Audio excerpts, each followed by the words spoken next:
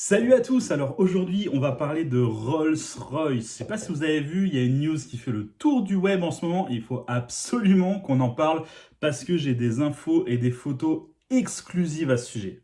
Et juste avant de vous parler de Rolls-Royce, je voulais parler du sponsor de cette vidéo qui n'est autre que Y-Food. Alors en fait, le but c'est de remplacer un repas avec une boisson. Ça permet de gagner énormément de temps. Moi par exemple, j'utilise pas mal leurs produits quand je bosse tard le soir, que j'ai pas du tout envie de me faire à manger. Ou alors j'en ai même bu un tout à l'heure à midi alors que j'étais en train de faire la Sian en Lego. Une vidéo qui va sortir bientôt. Et ça m'a permis de remplacer complètement mon repas de midi. J'ai pu continuer les Lego tranquillement et de continuer à vous produire cette vidéo. Et là, actuellement, il est 16-17 heures. J'ai absolument pas faim. Donc, ça remplace vraiment un repas sans aucun problème. J'ai même pas déjeuné ce matin.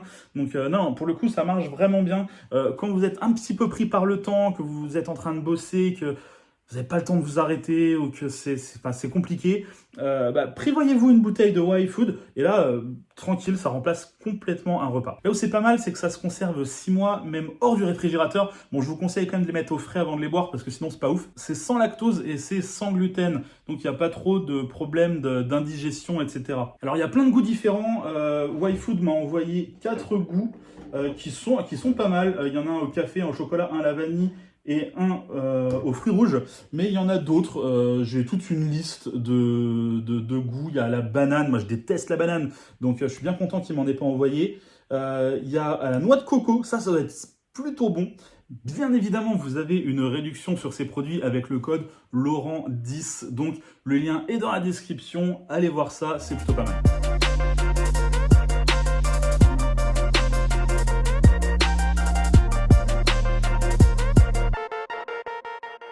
L'info est d'abord apparue sur le site Carscoop, qui est un site relativement sérieux. Puis ensuite, ça a été repris par pas mal de sites, notamment en France. On a Turbo qui a repris l'histoire.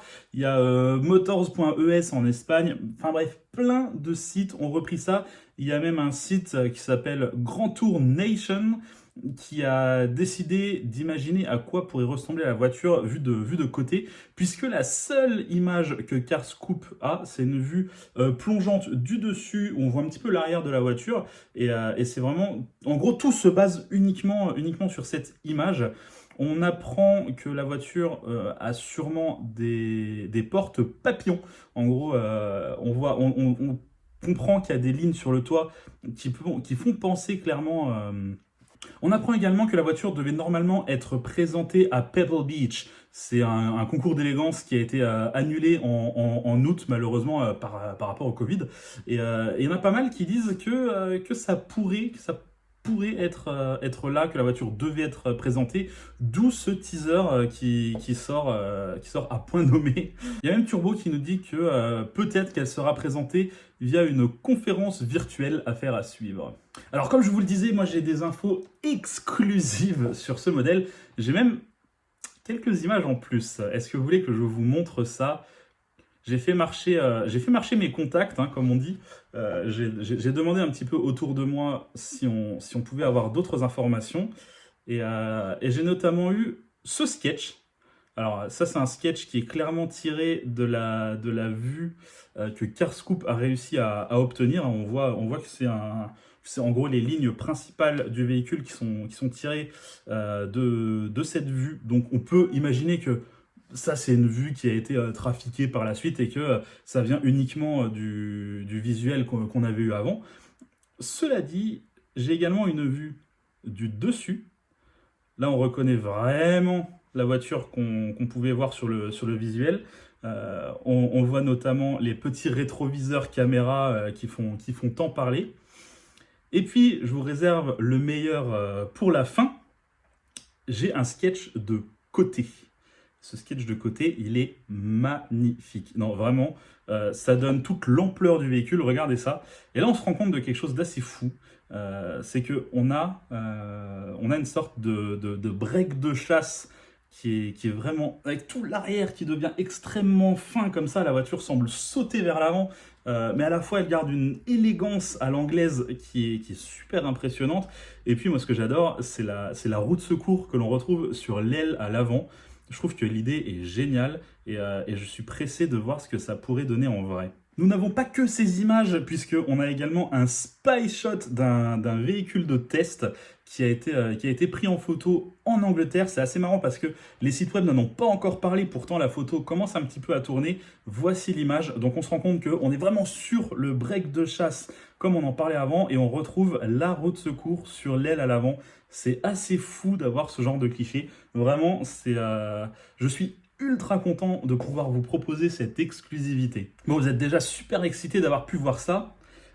Imaginez maintenant si je vous présentais les images de presse de ce véhicule. C'est-à-dire vraiment les images complètement décamouflées de cette Rolls-Royce. Vous seriez surpris, n'est-ce pas? Eh bien, je les ai eues. Oui, j'ai toutes les images. Regardez-moi ça, c'est un plaisir de pouvoir vous montrer ça aujourd'hui. Là, on est sur un 3/4 avant magnifique où on peut revoir encore une fois cette roue de secours sur l'aile à l'avant. On se rend compte qu'il n'y a aucune grille sur l'avant, donc j'imagine que c'est un véhicule électrique. J'ai également une vue de l'arrière. Regardez-moi l'élégance de ce véhicule. On se rend compte qu'il n'y a absolument aucun pot d'échappement, donc pour moi c'est de l'électrique, ça me paraît évident. J'adore la surface vitrée. Regardez-moi cette lunette arrière qui est complètement bombée. C'est vraiment ultra impressionnant. Bon, ok, d'accord, ok, on arrête tout. Ok, je dois vous avouer un truc. Si j'ai ces images, c'est parce que je connais la personne qui a fait le design. Et cette personne ne travaille pas du tout chez Rolls-Royce. En fait, ces images, c'est juste un projet perso sur 2 semaines d'un designer. C'est un mec qui a décidé de faire ça dans son temps libre pendant le confinement. C'est un mec que je connais parce que j'étais à l'école avec lui en fait. Et sur son Instagram, j'ai reconnu les images. Et du coup, on s'est contacté, on s'est dit, bah attends, on fait un truc, on fait une vidéo là-dessus, ça pourrait être extrêmement drôle. Donc voilà, je vous invite à aller voir son Instagram, hein, c'est Julien Fesquier. De toute façon, je vais mettre le lien dans la description. Mais c'est assez drôle à quel point tous les médias se sont fait avoir avec cette image teaser qui à la base devait pas sortir. Lui, il l'a envoyé seulement à quelques potes pour montrer un petit peu sur quoi il était en train de travailler.